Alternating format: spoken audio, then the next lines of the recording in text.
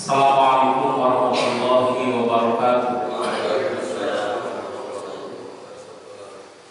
Alhamdulillah, alhamdulillahilladzi arsala rasulahu bil huda wa dinil haqqi liyudhhirahu 'ala dini kullihi wa kafa billahi shahida. Asyhadu an la ilaha illallah wahdahu la syarika lah wa asyhadu anna Muhammadan 'abduhu wa rasuluhu la nabiyya ba'dahu. Allahumma shalli wa sallim wa barik 'ala nabiyyil karim sayyidina Muhammadin wa 'ala alihi wa ashabihi ajma'in, amma ba'd. Qala Allah ta'ala fil Qur'anil 'azim wa huwa asdaqul qailin. A'udzu billahi minasyaitonir rajim. Bismillahirrahmanirrahim. Ya ayyuhalladzina amanu taqullaha wa qulu qawlan sadida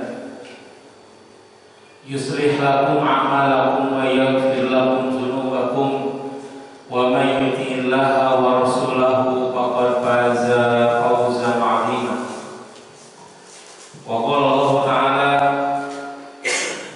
ya bani adama qad anzalna 'alaikum libasan yuwari sawatikum wa risha wa libasut taqwa dzalika khair dzalika min ayatillahi la'allahum yadhakkarun. Al-ayat. Yang terhormat, yang hormati Hadratul Mukarramun Dewan Kemakmuran Masjid Al-Jihad, Hadratul Mukarramun para alim ulama, dan yang saya hormati, saya muliakan seluruh jamaah Masjid Al-Jihad. Barakallahu fikum fid dunya wal akhirah.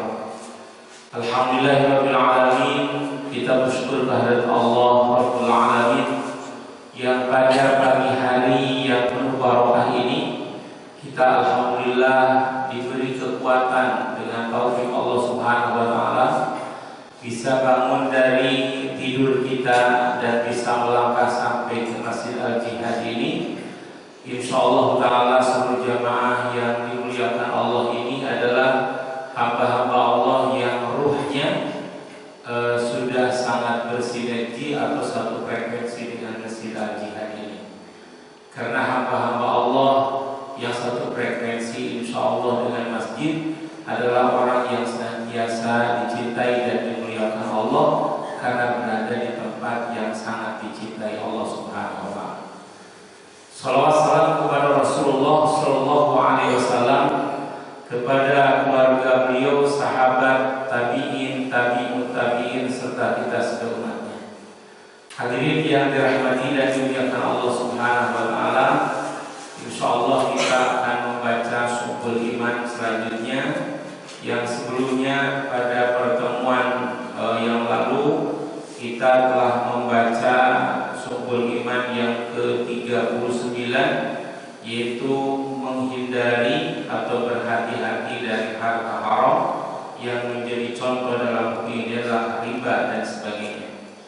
Jamaah yang dimuliakan Allah Subhanahu wa taala, pada pagi hari ini kita insyaallah membaca yang ke-40, yaitu wasyubatul arba'una al-ihtiraju anil libasil muharram wa tazayyunul muharram dan juga wadhurul muharramah.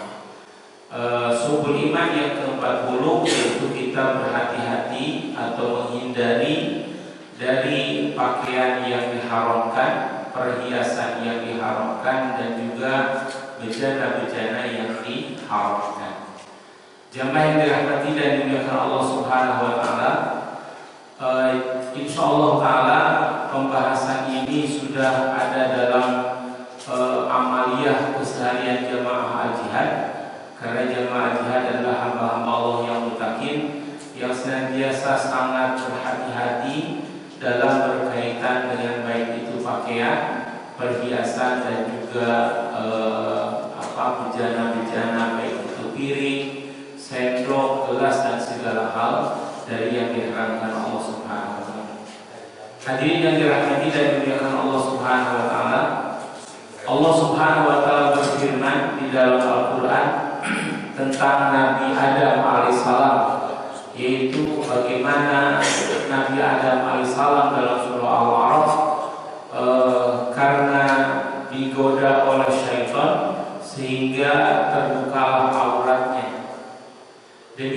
bermula dalam kisah Nabi Yusuf alaihissalam, ketika Nabi Yusuf alaihissalam dicintai oleh ibu angkatnya, oleh siapa namanya?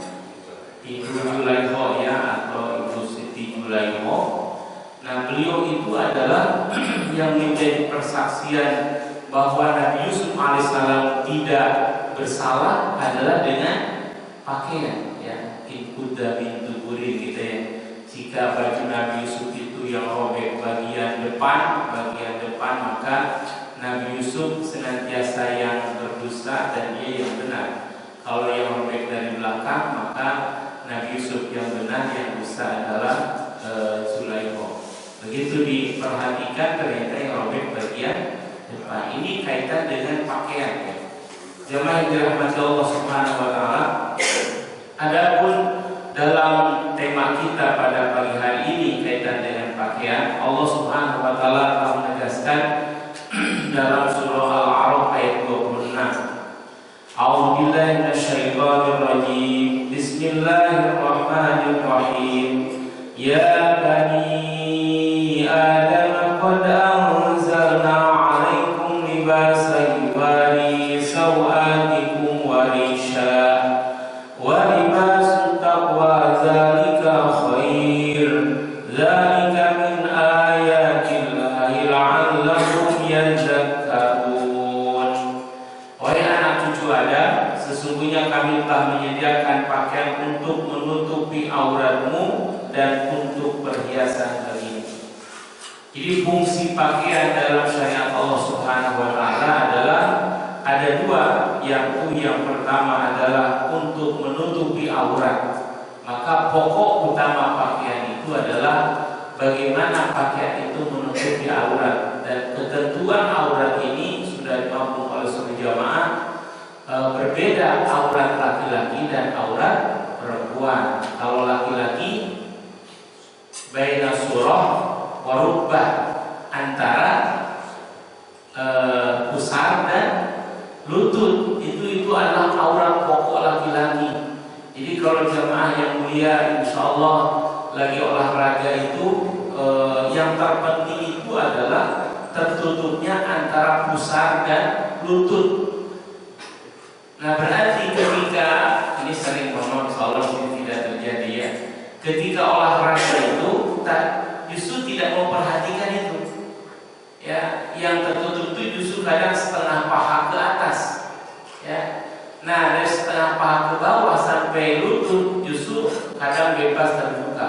Itu padahal secara syariat adalah aurat ya. Olahraganya bagus, dianjurkan karena supaya sehat badan ya, segar pikiran ya, olahraga itu. Tapi kadang melanggar secara syariat. Kenapa?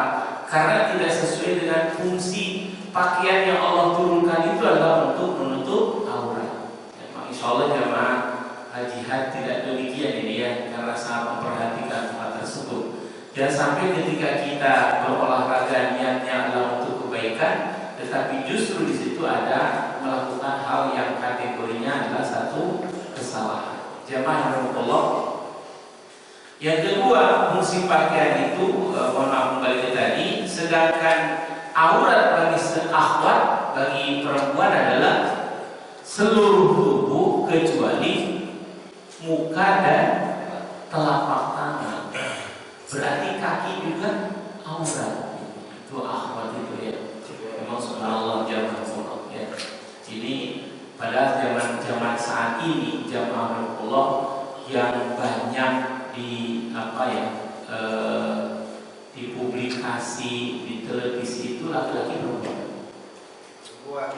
Ya, dalam iklan itu ya, justru perempuan ya, justru perempuan. Maka Rasulullah SAW mengingatkan dalam hadisnya bahwa penduduk neraka yang paling banyak adalah laki-laki perempuan.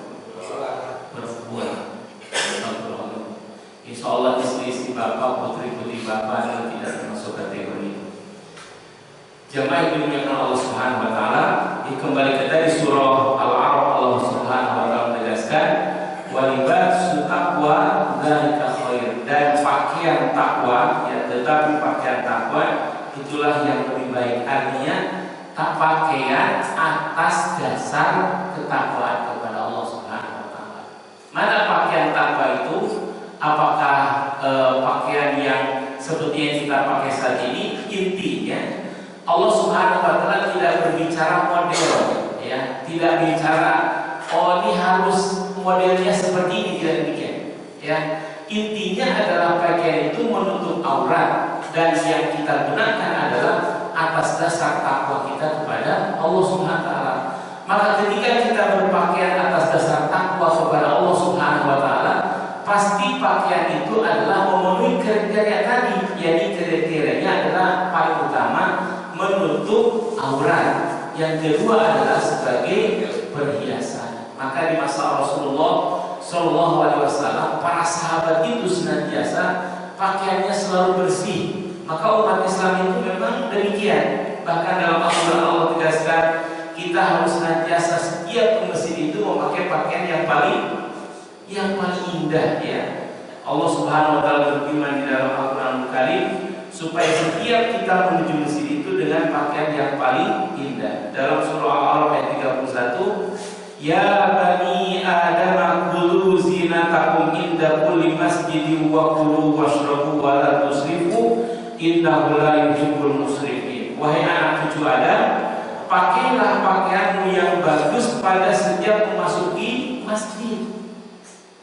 Jamaah Allah.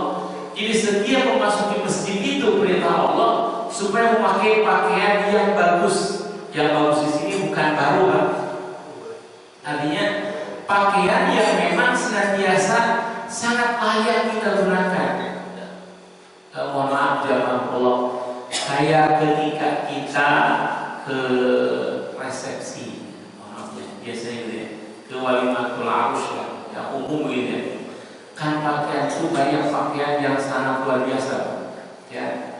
Kita jarang temukan, mohon maaf, jarang temukan orang yang datang ke resepsi memakai pakaian kaos oblong. Betul ya? Umumnya pasti pakaiannya pakaian keren, ya. Bahkan kalau ke resepsi itu antara baju, tas, sepatu itu disesuaikan banget. Kalau apa ibu yang harus serasi gitu, begitu nggak serasi kayak nggak jadi berangkat gitu.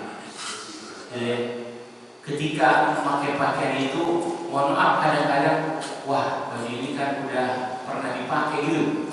Seolah-olah orang lain itu akan melototin bajunya gitu, ya. Padahal jangankan orang lain, umpama yang pakai saja udah lupa waktu itu pakai waktu kondangan mana itu lupa, Pak. Tapi kadang-kadang saking menjadi prioritas adalah gak mau memakai lagi yang sudah dipakai, apa dalam jarak-jarak waktu yang dekat. Padahal jangankan orang lain, dirinya saja lupa waktu itu pakai baju yang mana. Apalagi orang lain gitu. Tapi kadang menjadi satu tolok ukur atau kepastian harus senantiasa ganti gitu pakaian. Dan tidak demikian. Justru jamaah yang dimuliakan Allah SWT, ketika kita ke masjid, Allah tegaskan ya bani Adam khudhu zinatakum inda kulli masjid. Wahai anak cucu Adam, kita adalah anak cucu Adam, ya. Pakailah pakaianmu yang bagus pada setiap memasuki masjid. Jadi ke masjid itu, mohon maaf ya Allah, silahkan baju apapun, tidak ada larangan. Yang harus diperhatikan, jangan sampai kita memasuki masjid pakai pakaian yang ada tulisan di belakang atau di punggung, itu yang harus dihindari, karena akan merusak jamaah yang ada di belakang kita kehusuan sholatnya. Ini mohon maaf jamaah Allah, maka di beberapa masjid itu ada baju rompi untuk jamaah yang pakai kaos masuk masjid. Biasa gitu ya. Coba di sini besar Pak. Biasa di pojok itu disediakan baju yang bisa menutupi, tapi bentuknya hanya kayak bentuk rompi gitu Pak. Untuk apa? Untuk menutupi yang ada catatan tulisan bacaan di punggungnya. Apa fungsinya? Supaya orang yang sholat di belakang dia tidak rusak kehusuannya karena bacaan tadi. Ini harus diperhatikan. Maka menurut para ulama, di antara yang menghantarkan kekhusyuan dalam sholat kita adalah, yakni di antaranya tidak ada pernak-pernik yang merusak kekhusyuan kita di depan kita. Ya, kayak masjid ini luar biasa, kan tidak ada pernak-pernik di depan ya. Karena kalau semakin banyak rame itu akan merusak kekhusyuan. Apalagi kalau di depan kita itu ada tulisan, pakai kaosnya kaos partai, tidak bermaksud apa-apa ya, partai apapun gitu ya. Ternyata orang yang di belakangnya ada beda partai, kan itu bisa jadi sesuatu yang aneh, begitu ya. Atau nama caleg, ternyata caleg itu adalah justru yang di belakangnya tidak setuju dengan caleg itu, kan jadi dongkol gitu kan. Masa selama sholat dongkol terus gitu ya. Ini adalah masalah, maka hati-hati betul ya jamaah Allah. Tujuannya kan kenapa kaos partai, mohon maaf ini tidak bermaksud apapun kan. Ini ke masjid aja kita bicara di masjid.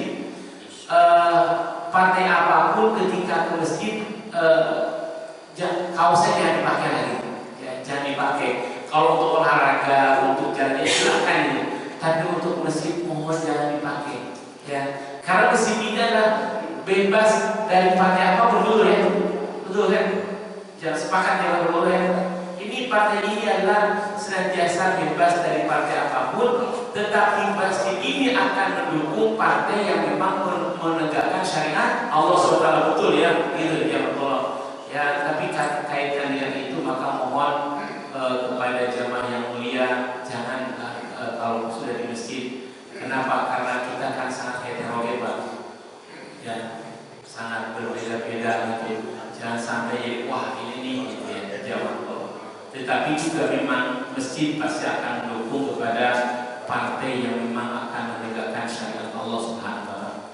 Maka jamaah yang mulia Allah Subhanahu wa taala itu hak jamaah ya.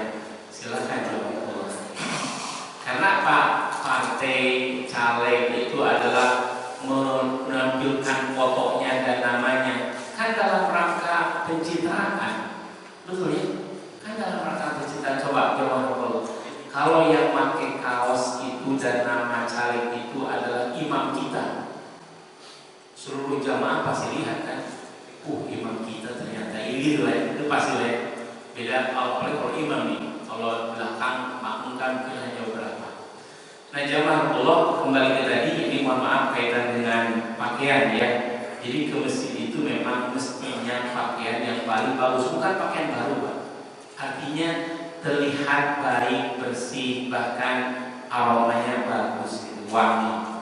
Jamaah dirahmati Allah SWT, ini kaitan dengan pakaian. Allah SWT berfirman di ayat yang ke-27-nya surah Al-A'raf, Ya bani Adam la yaftinannakum asy-syaitanu kama akhraja abawaykum minal jannah kama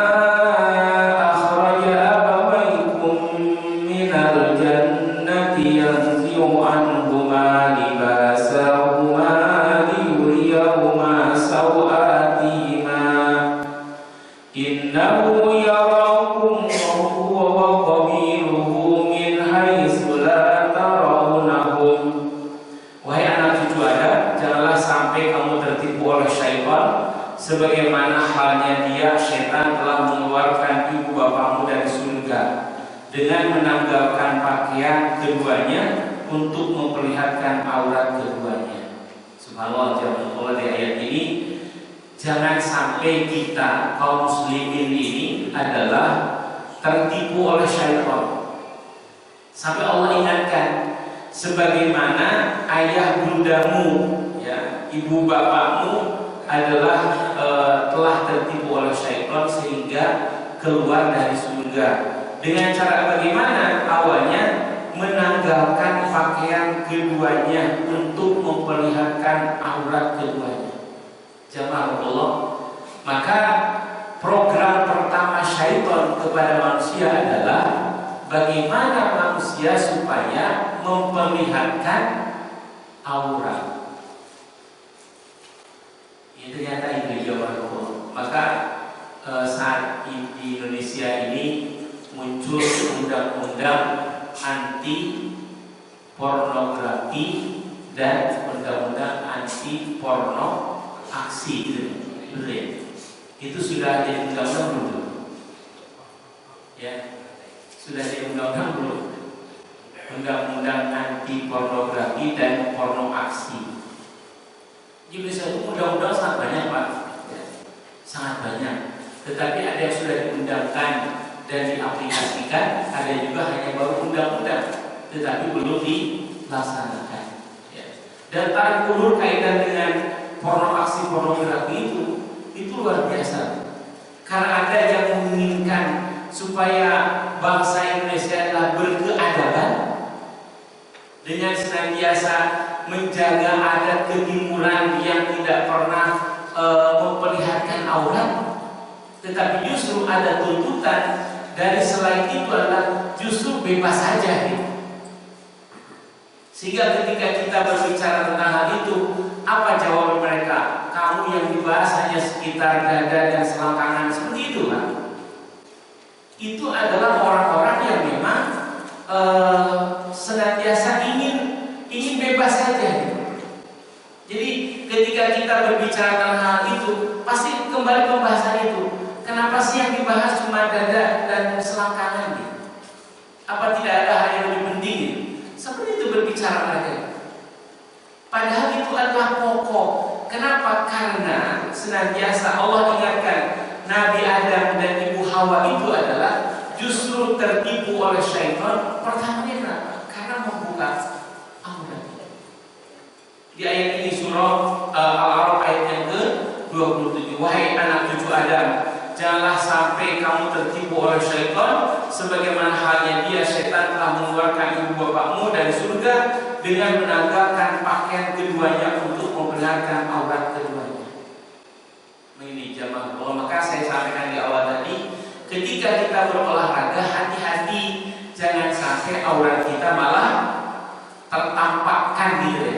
Maka kan kalau kita olahraga sudah tertanam dalam benak setiap kita, kalau voli pakaiannya begini gitu. Kalau renang pakaiannya begitu gitu, sudah tertanam gitu kan ya. Kalau ke pantai pakaiannya begini gitu.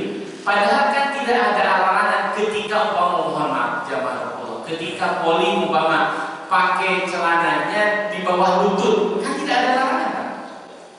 Ya, tidak ada larangan. Ketika goes umpama harus pakai, tidak ada ketentuan itu, Pak. Ya, bahkan pakaian ketika kita goes umpama, silahkan pakai sarung bisa nggak? Nggak bisa, nggak apa-apa sih. Cuma takutnya ngait kerantai ya. Maka harusnya adalah yang sesuai, tetapi tidak meninggalkan ketentuan dari syariat Allah Subhanahu wa taala. Jemaah yang dirahmati Allah Subhanahu wa taala, oleh karena itu yang diharamkan dalam bahasan kita hari ini adalah yakni pakaian, kemudian perhiasan, dan yang ketiga adalah bejana. Ini yang akan insyaallah kita baca jamaah Allah. Hadirin yang dirahmati dan dimuliakan Allah Subhanahu wa taala, kaitan dengan pakaian yang diharamkan adalah secara umum dalam hadis Rasul adalah sutra bagi laki-laki. Sutra bagi laki-laki itu adalah haram. Pokoknya walaupun umpama uangnya sangat sudah tidak ada sarinya saking banyaknya juga, tapi bagi kaum adat tidak boleh memakai pakaian sutra. Sutra tebal maupun sutra tipis. Kan itu bahasa dalam Al-Quran gitu. Di surga itu ada pakaian sutra yang tipis dan pakaian sutra yang tebal. Itu pokoknya yang namanya sutra bagi kaum Adam, kaum laki-laki tidak boleh. Kategorinya haram. Tapi dihalalkan bagi akhwat. Ya, jadi kalau jamaah yang mulia ingin beli sutra, belikanlah untuk istrinya. Ya, kalau bagi akhwat itu boleh. Dalam hadis Rasulullah an Hudzaifah bin Al-Yaman radhiyallahu anhu yaqulu sami'tu Nabiyya sallallahu alaihi wasallam yaqulu la talbasul harira wala libas wala tasrabu fi fiddah wa la ta'kulu fi suhafiha fa innaha lahum fid dunya wa lana fil akhirah. Ini hadis dari Hudzaifah bin Yaman. Beliau menyatakan bahwa dia mendengar Rasulullah SAW bersabda, janganlah kamu memakai pakaian sutra yang tipis dan yang tebal. Tidak boleh memakai pakaian baik sutra, ya, bahannya sutra, baik itu tipis maupun tebal. Ya. Karena pakaian sutra di surga itu yang tipis untuk dalaman, yang luar itu untuk yang tebal untuk luarnya. Nah itu dia Rasulullah. Jadi bagi kaum Adam ini, karena dalam hadis lain disebutkan tidak boleh pakai sutra bagi dzukurona atau dzukurona dari bagian anak yang laki-laki, sedangkan dihalalkan bagi insana, bagi yang perempuan. Jadi haram itu bagi laki-laki, ya. Demikian pula jamaahullah, tidak boleh laki-laki memakai perhiasan yang terbuat dari emas. Baik itu cincin, apalagi gelang, kalung, ya. Karena laki-laki tidak pakai tindih, itu haram jamaah Allah. Bagaimana kalau cincin nikah? Waktu nikah dulu ada cincin, ya jangan dipakai, ya jangan dipakai, kasih saja ke istri, ya biar isi dua-duanya pakai cincin. Kalau bapak-bapak, ya jangan pakai cincin emas. Bagaimana kalau cincin besi? Boleh kalau cincin besi. Seperti apa cincin itu? Ya, batu apa Pak? Batu akik ya. Silakan pakai batu akik, tetapi yang dipakaikan ke kita bukan dari emas. Kemudian jamaahullah, yang dilarang di hadis ini adalah wala tasrabu fi aniyati dzahab, dan tidak boleh minum dari gelas emas, juga gelas perak. Piring emas, piring perak, tidak boleh. Wah, gimana kalau warna emas? Kalau warna emas nggak apa-apa. Kan sekarang banyak pagar pun warnanya emas. Warnanya saja kan, bukan pagar emas. Karena kalau pagar emas, kayaknya tidak akan lama juga hilang. Jangan, betul ya. Pagarnya terbuat dari emas. Sama kayak di Depok kan ada masjid kubah emas. Itu asli emas kan ya, tapi kan dijaganya ketat, Pak. Kalau nggak dijaga ketat itu bisa-bisa setiap malam berkurang. Kan apa itu gantungan lampunya pun sama terbuat dari emas, luar biasa. Punya siapa itu? Ya. Di kita pun banyak Pak, kubah berwarna emas banyak, tapi itu hanya warnanya saja, karena tetap itu beton, bukan emas. Tetapi apakah boleh kubah terbuat dari? Boleh. Yang tidak boleh itu adalah tempat makan minum terbuat dari emas dan perak, itu tidak boleh. Kan umumnya tempat makan minum kita dari apa sekarang? Ya dari plastik, umumnya dari plastik Pak, dari kaca gitu ya, dari keramik boleh. Yang tidak boleh adalah dari emas. Dan kenapa tidak boleh dari emas? Itulah ketetapan syariat. Kita harus aminah wa ata'na. Wah ini kan bagus, betul bagus Pak. Dan itu menunjukkan kelas ya. Kalau orang senantiasa serba emas luar biasa. Kemudian jamaahullah, tidak boleh pula makan dalam mangkok terbuat dari emas atau piring. Fa innaha lahum bidunya, Rasul menegaskan, sesungguhnya bejana kemudian pakaian yang diharamkan tadi lahum bagi mereka di dunia, walana bil akhirah, dan bagi kita di akhirat. Kalau di akhirat itu adalah di surga terbuat dari emas. Pakaiannya ahli surga adalah terbuat dari harir. Harir itu dari sutra. Itu ahli surga. Insyaallah jamaah al-jihad adalah semuanya menjadi ahli surga ya Allah. Jadi dalam hadis ini haramnya kita memakai pakaian dari sutra, dan juga haramnya memakan atau memakai tempat makan atau minum yang terbuat dari emas dan perak.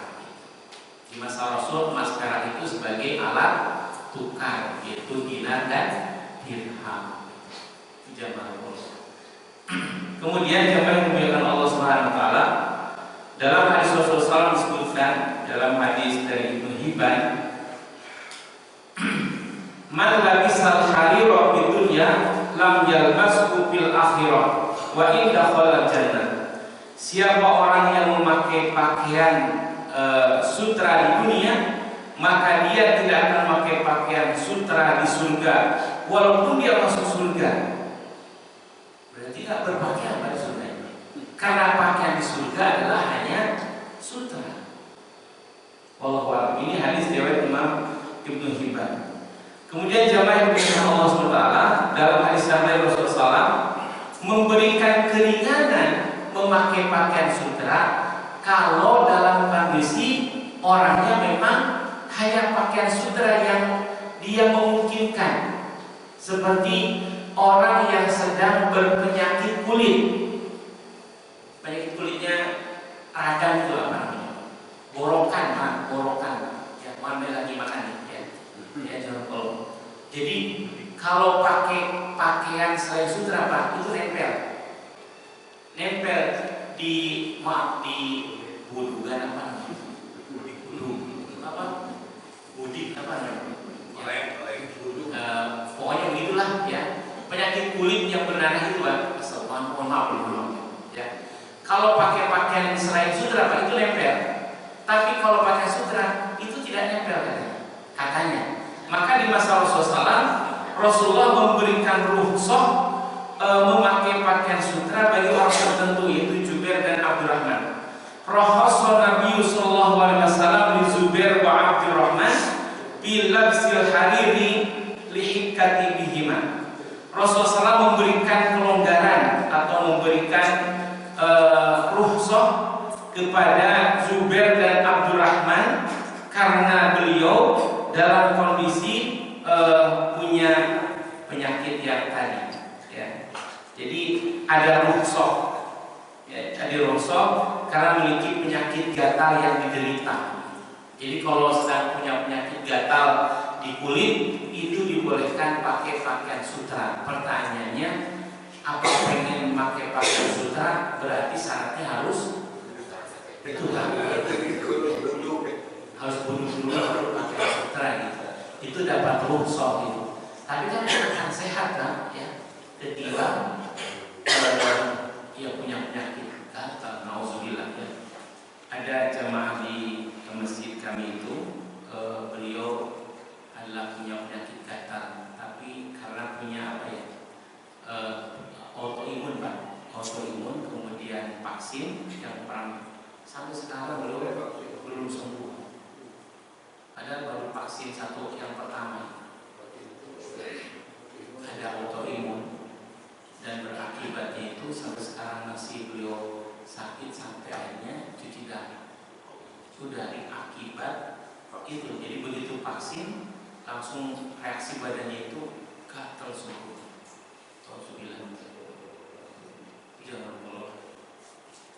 Itu padahal baru satu, berarti udah lama itu sakitnya.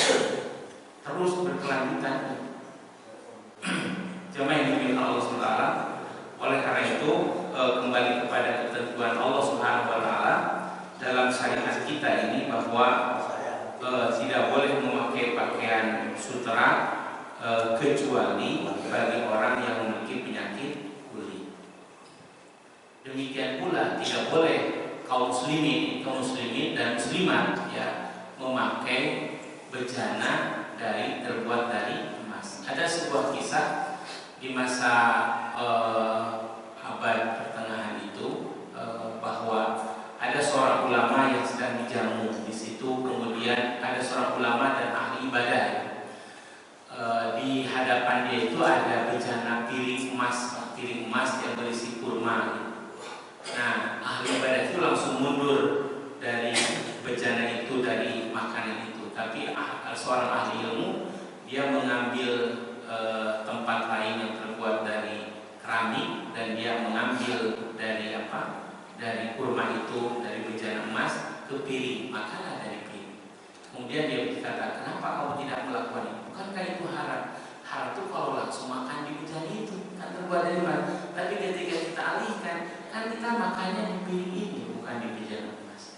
Itulah bedanya seorang ahli ilmu dan ahli ibadah yang mungkin wallahu a'lam ilmunya berbeda dengan ahli.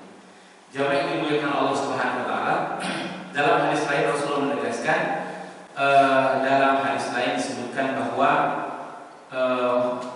hurrima libasul harir wal dhahab ala zukuri ummati wa uhilla li innasihim, rawahu Tirmidzi. Diharamkan pakaian sutra dan emas bagi laki-laki umatku dan dihalalkan bagi perempuan. Jadi halal bagi perempuan untuk memakai sutra. Silahkan ya, kalau jamaah yang mulia memberikan pakaian sutra kepada istrinya, silahkan. Kemudian jamaah yang dimuliakan Allah SWT, ada memakai pakaian ini. Pertama, pakaian yang harus suci dan halal ya. Yang tadi walibasu taqwa dari khair, pakaian takwa itu lebih baik ya. Maka syarat pakaian itu adalah harus suci dan halal ya. Insya Allah kan kalau bahan pakaian itu suci banyak. Tapi kalau kulit, nah itu kulit itu hati-hati, karena ada yang terbuat dari kulit sapi, ada juga yang terbuat dari kulit, nah itu kulit babi ya. Ini hati-hati, kayak dompet ya, sabuk itu kan terbuat dari kulit gitu. Maka harus jelas ini kulitnya kulit apa. Takutnya ya, dompet itu justru terbuat dari kulit B1 gitu ya, atau B2, yang jelas-jelas itu haram kita pakai bawa kemana-mana, pakai sholat gitu. Hati-hati jangan ya. Tapi kan nggak tahu, betul nggak tahu, tapi kita harus mencari tahu, Sama seperti gini, mama, kita mau membasuh, tapi baksonya kok gede tapi murah. Itu pun harus sudah ada tanda-tanya di hati kita. Karena kita sudah bisa mengukur, Pak, harga daging sekian, ini per kilonya, tapi kenapa ini bisa besar dan murah? Kan harus sudah ada tanda-tanya. Karena yang dagingnya murah itu daging apa? Kayak gitu. Kita harus ke sana, harus sudah punya apa? Rasa kecemburuan ataupun rasa penasaran, rasa bertanya gitu. Jangan asal enak, asal murah. Demikian pula pakaian umpama yang terbuat dari kulit. Ini kan kalau kulit secara umum yang asli umpama kulit sapi kan harganya sekian gitu. Tapi ini kenapa bisa murah? Itu juga harus hati-hati. Khawatirnya Pak, ketika kita sholat kan memakai justru pakaian yang haram. Karena pakaian yang haram akan berakibat menjadi sholatnya tidak makbul di hadapan Allah Subhanahu wa taala. Maka kata para ahli wallahu kalau kulit babi itu katanya coraknya kalau di zoom terus itu ada segitiganya. Gitu katanya wallahu itu ada titik tiga gitu. Nah itu diperhatikan insyaallah jamaah sholat. Kemudian jamaah yang dimuliakan Allah SWT, jadi adab kita berpakaian atau berhias adalah yang pertama pakaian yang suci dan halal ya, yaitu pakaian yang takwa. Maka Allah dan Rasulullah SAW bersabda, Innallaha thayyibun yuhibbul thayyiba. Innallaha thayyibun la yaqbalu illa thayyiba. Allah itu adalah Maha baik dan tidak menerima kecuali yang baik-baik. Kemudian jamaah Allah yang kedua, pakaian itu adalah tidak boleh menyerupai lawan jenis. Kalau pakaian laki-laki, jangan menyerupai pakaian perempuan, walaupun lagi hiburan. Ya hiburan seperti biasanya 17-an Pak. Ya. Kan bapak-bapak tuh pakai sepak bola pakai daster. Nah itu berarti selama memakai itu kan berarti dilaknat Allah. Ya, kalau alhamdulillah kalau tidak terjadi ya. Kalau terjadi suatu musibah, alhamdulillah kategori sedang dilaknat Allah. Jangan sampai demi hiburan menghalalkan segala cara nih. Ya harus ada pakemnya. Ini kan nggak boleh, yang nggak boleh saja. Ya. Tapi kan ini hiburan. Jangan sampai alasan hiburan justru kita melanggar syariat. Ya. Ini kadang terjadi Pak di daerah ini, insyaallah di kota ini. Rasulullah bersabda, la'ana Rasulullah SAW. Rasulullah SAW senantiasa melaknat ya laki-laki yang senantiasa mutasyabihin min minal rijali binisa wa mutasabihat minal nisa birijal. Rasulullah SAW melaknat yang laki-laki yang menyerupai perempuan dan perempuan yang menyerupai laki-laki. Kan beda Pak, pakaian laki-laki perempuan beda. Kita sudah bisa sangat paham banget Pak. Oh ini laki-laki, ini perempuan. Jangankan mungkin baju, sepatu pun beda. Sepatu laki-laki, sepatu perempuan. Apalagi baju, ya. Celana pun beda. Celana laki-laki, celana perempuan. Maka zaman dahulu kan orang tua kita itu sangat tabu kalau ada perempuan pakai celana. Karena dari dulu celana itu untuk laki-laki, perempuan pakai rok. Betul ya? Sekarang saja ini justru pakaian bagi akhwat itu adalah harus menutup, bukan membungkus bagi akhwat. Ya. Tapi justru saat ini pakaian perempuan itu malah yang membungkus. Nah, apa bedanya? Kalau menutup itu tidak kelihatan lekuk tubuh, itu menutup. Kalau membungkus itu kan kelihatan betekoknya. Maaf, betekoknya. Betekok itu apa ya? Lekukannya. Jadi kelihatan banget. Nah itu adalah tidak boleh. Ya, memperlihatkan lekukan tubuh itu adalah kategori Rasulullah apa? Orang berpakaian tapi telanjang. Mohon maaf ini, umpama akhwat dipakai jilbab, jilbabnya masuk ke kaosnya, gitu kan? Ya. Terus ininya ngepres banget itu. Itu namanya kategori orang berpakaian tapi telanjang. Kenapa? Karena bentuk tubuhnya ngepres banget, sehingga bajunya itu kayak baju lontong. Atau baju lontong kan? Ya. Marka tentang kayak baju lontong. Gitu. Mohon maaf ini marka tentang itu apa bahasa dulu ya? Jadi itu namanya membungkus Pak. Ya, mana ada baju lontongnya ukuran L, bajunya XL, nggak ada Pak. Lontong itu pasti ngepres. Nah itu adalah baju lontong marka tentang gitu ya. Marka tentang lebih bahasa Pak Haji ya. Jamal itu bagi akhwat ya. Demikian pula bagi laki-laki nggak boleh pakaian yang membentuk tubuh. Tapi kan ini sispek banget gitu ya. Yang nggak usah ditunjukkan kalau ada sispek gitu ya. Buat sispek apa one pack? Ya jangan, Allah insya Allah ini jamaah yang penting sehat Pak ya. Pernah ada orang konsultasi bagaimana nih supaya kurus.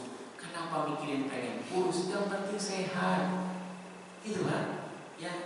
Badan umpama lebih dari ketentuan, yang penting sehat Pak. Jangan mikirin pengen kurus, justru mikirin kurus jadinya jadi sakit. Kan jadi nggak bagus Pak. Yang penting disyukuri gitu ya. Tapi memang betul kita harus menjaga pola makan, karena pola makan itu kalau mengikuti pola makan Rasulullah luar biasa. Ya, kalau mengikuti pola makan Rasulullah SAW. Kalau tadi di surah Al-Quran itu kaitan dengan makan pakaian itu adalah walibasut taqwa dari khair itu. Dalam surah Al-A'raf itu Allah tegaskan ayat yang ke-26 itu kaitan dengan menutup aurat ya, dengan makan minum setiap ke masjid itu. Khudzu zinatakum inda kulli masjid wa kulu washrabu wa la tusyrifu. Justru senantiasa pakaian ketika kita ke masjid dikaitkan dengan makan. Makan itu ada yang berpendapat adalah seperti waktu sholat berapa kali? 5 kali makan. Tapi makannya jangan makan besar terus gitu lah, maksudnya ya. Makanan berat terus itu 5 kali, luar biasa. Kalau dari subuh makan makanan berat, duhur jaraknya nggak jauh, asar, maghrib, isya, 5 piring sehari, luar biasa. Zaman Allah yang saat ini, mohon maaf ya, zaman Allah yang saat ini justru banyak banget penyakit. Betul ya, banyak banget penyakit. Di masa Rasulullah SAW itu, ketika Raja Mesir Muhammad bin Rasul mengirimkan tabib dokter ke Madinah, justru dokter itu setelah 4 bulan apa setengah tahun itu pulang Pak nganggur. Kenapa? Karena rata-rata para sahabat itu sehat, nggak banyak penyakit. Tapi saat ini astagfirullahaladzim, kita berlindung pada Allah dari berbagai macam penyakit. Yang namanya aja sangat ternyata akibat itu dari asupan, ya, dari makanan itu, ya, makanan. Bahkan ada cerita anak muda, cerita nih Pak, kemarin di satu kajian di masjid, anak muda Pak belum nikah, badannya kekar, dia ahli karate gitu, jago karate Pak, badannya sehat, fisik luar biasa, tiba-tiba wafat. Itu karena banyak minum apa itu, soft drink. Itu dihindari, sesekali nggak apa-apa Pak ya, tapi jangan terus-menerus, itu tidak bagus. Apalagi yang sudah kemasan gitu. Memang yang bagus kan masakan itu, makanan itu yang dimasak langsung dimakan. Jamaah Allah, mohon maaf ini kembali ke tadi bahwa pakaian itu tidak boleh yang menyerupai lawan jenis. Yang laki-laki ya pakaian laki-laki, yang pakaian perempuan ya pakaian perempuan. Maka untuk anak-anak kita, ya mohon maaf ini pengalaman jamaah Allah, saya mengajar di sekolah yang dulu adalah tidak diwajibkan kerudung waktu itu, di sekolah umum Pak. Itu hampir tiap generasi itu muncul anak laki-laki yang sikapnya keperempuanan di sekolah umum Pak. Jadi gimana namanya? Jadi apa ya? Jadi agak lebay gitu Pak. Gitu. Ya. Tapi di sekolah yang jelas-jelas perempuannya anak siswinya yang wajib pakai kerudung, tidak pernah muncul anak laki-laki yang gemulai. Berarti pakaian itu membentuk karakter. Kenapa di sekolah memang di sekolah umum kadang muncul anak laki-laki yang gemulai begitu, adalah karena memang tidak beda dari pakaiannya, hampir tidak beda antara laki-laki dan perempuan, tidak menutup aurat gitu Pak. Sehingga kadang anak laki-laki sering bergabungnya dengan perempuan. Tapi ketika mereka beda di sering pakaian, kan mereka juga merasa saya kan laki-laki, dia perempuan gitu. Sehingga itu tidak terjadi. Maka betul pakaian ini hati-hati kepada anak-anak kita yang masih dari kecil itu, diarahkan secara pakaiannya. Kenapa? Karena pakaian itu akan membentuk karakter pula. Maka Rasulullah menegaskan melaknat laki-laki yang berpakaian menyerupai perempuan, perempuan yang menyerupai pakaian laki-laki. Jamaah yang dirahmati Allah SWT, ini hadis Imam Bukhari. Kemudian yang ketiga, ya, ada berpakaian itu adalah tidak boleh tabarruj. Ya, tabarruj itu adalah bersolek berlebihan seperti pada masa jahiliyah. Ini tidak boleh tabarruj. Allah Subhanahu wa taala berfirman dalam Al-Qur'anul Karim surah 33 Al-Ahzab ayat yang ke-33. A'udzubillahi minasyaitonir rajim. Wa qarna fi buyutikunna wa la tabarrujna tabarrujal jahiliyatil ula. Wa aqimna sholata wa atina zakata. Ya, Allah Subhanahu menegaskan, tetaplah tinggal di rumah-rumahmu dan janganlah berhias dan bertingkah laku seperti berhiasnya zaman jahiliyah. Zaman jahiliyah itu gimana Pak? Ya, kalau zaman jahiliyah itu mohon maaf ini saya mendapat penjelasan waktu itu dari sudah wafat orangnya Pak. Beliau membahas secara logika begini. Zaman jahiliyah itu di Arab itu kebiasaan mereka kan tarik perut, akhwat itu perempuan. Dengan mohon maaf bagian dada itu terbuka saat itu. Lalu orang ini waktu itu adalah cendekiawan, orang yang berilmu. Dia bilang begini, istrinya tidak pakai kerudung di bawah istri beliau tidak pakai kerudung. Dia bilang gitu. Karena dulu zaman jahiliyah itu orang jahiliyah itu tidak menutup dadanya, tapi menutup kepalanya. Nah, firman Allah dalam Al-Quran itu adalah wadribu ala juyubihinna, kan? Maka tutuplah dada perempuan itu. Maka logikanya, dia bilang logikanya berarti ditarik dari kepala untuk menutup dada. Maka berarti ada landasan nanti bisa berargumen di hadapan Allah ini. Bisa berargumen di hadapan Allah nanti istri saya tidak pakai kerudung karena ayat menegaskan tutuplah dadamu, berarti kerudung ditarik untuk menutupi dada. Itu alasannya. Nauzubillah min dzalik. Tapi orang sudah meninggal. Jangan Allah.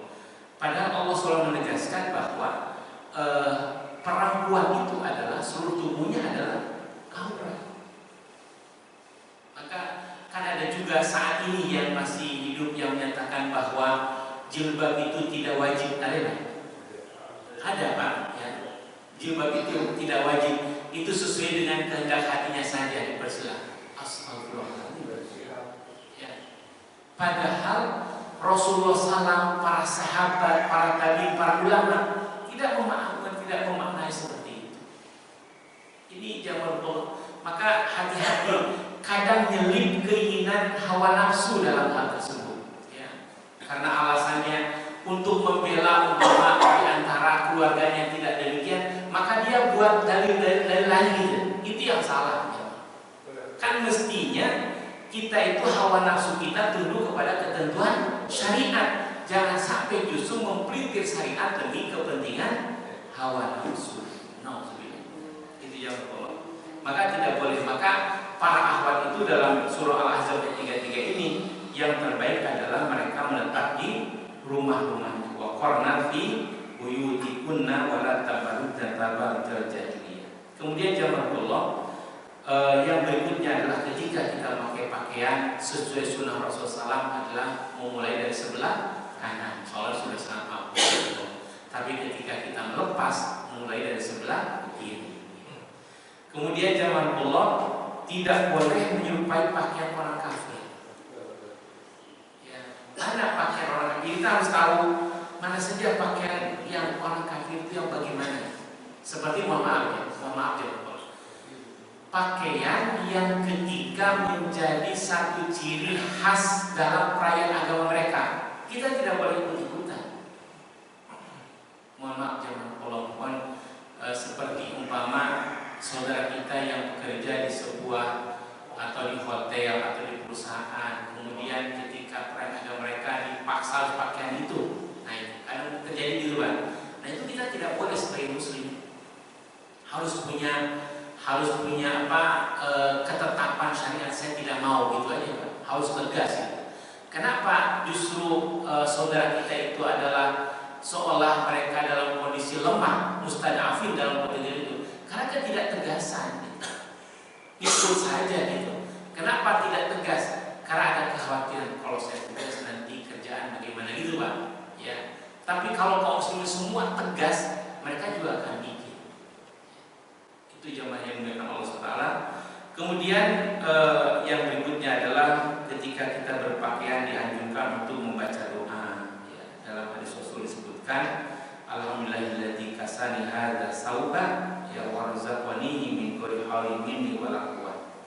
Alhamdulillah, segala puji bagi Allah yang telah memberikan pakaian ini kepadaku sebagai rezeki darinya tanpa daya dan kekuatan dariku. Hadis Abu Dawud. Jamaah yang dimuliakan Allah SWT.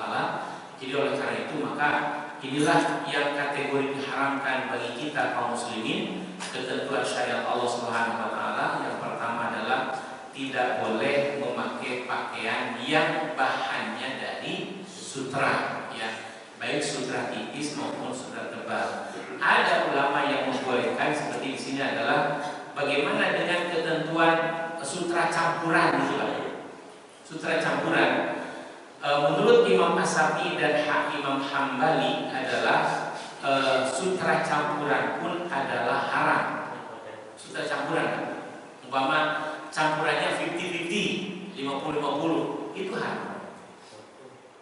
Tapi kalau hanya umpama hanya menyempurnakan, ya, gak nyampe, hanya sekitar sedikit lah 10% itu, menurut ulama ada yang membolehkan.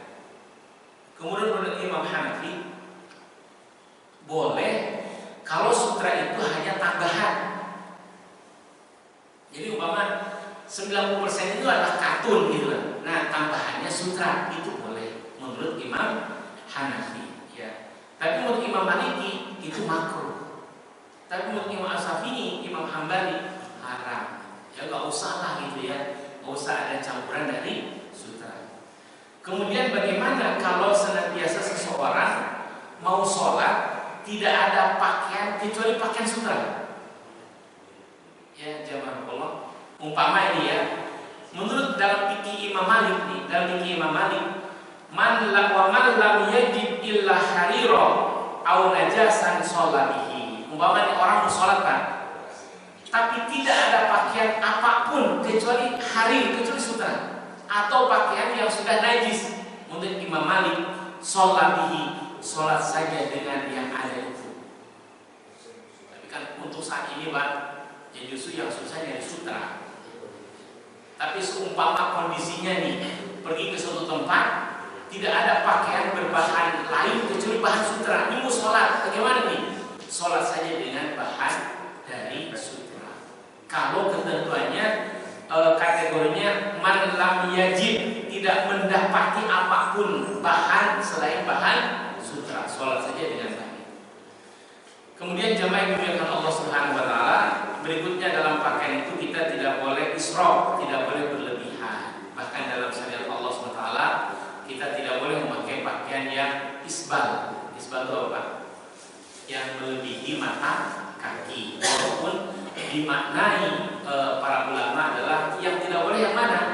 Yang tidak boleh itu kalau niatnya sebagai wujud dari keangkuhan. Sehingga dimaknai lagi kalau niatnya tidak ada niat keangkuhan itu dibolehkan. Tetapi kalau kembali kepada teks hadis Rasulullah SAW secara umum adalah diusahakan ya celana atau sarung itu jangan sampai menutupi mata kaki. Demikian jemaah yang mulia, benar hanya dari Allah Subhanahu wa taala.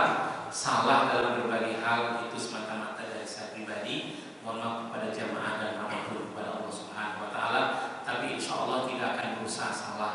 Insya Allah akan berusaha sesuai dengan syariat Allah Subhanahu. Maka jika salah mohon dimaafkan dan mohon dikonfirmasi supaya tidak terus dalam kesalahan. Inilah kewajiban sang muslim, tawakal haq wal tawakkul.